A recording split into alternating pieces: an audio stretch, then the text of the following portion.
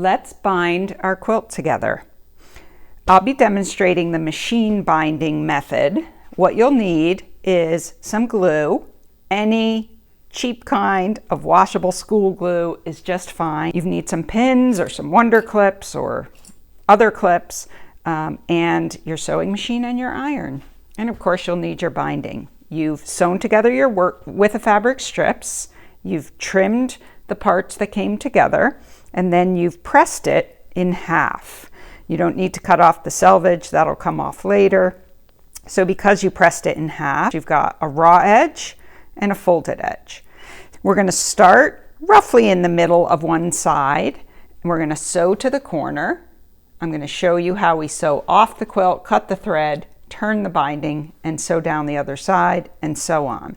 The first thing to do is to, somewhere in the middle, figure out where you're going to start sewing. I'm going to pick here, and I'll put a wonder clip. You want to leave roughly 10 inches of tail. I'm going to take my raw edge of the binding strip, put it right up against the raw edge of my quilt that I have trimmed and squared up, so you can see the batting in the middle.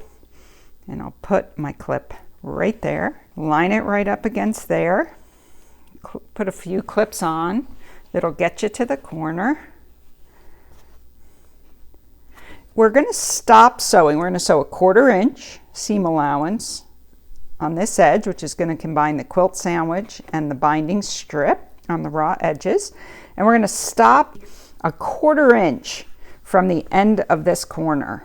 If I were to show it to you that way, we're going to stop our sewing a 1/4 inch from the end. So the way I do that is I'll take a pin and I will figure out where a 1/4 inch is from the edge.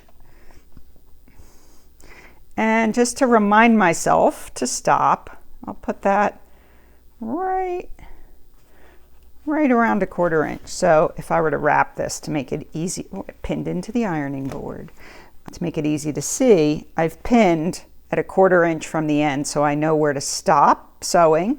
Is we're going to go right to that end, we're going to take out the pin, and then we are going to sew off the quilt diagonally around where that corner is. So I'll see you in the sewing video.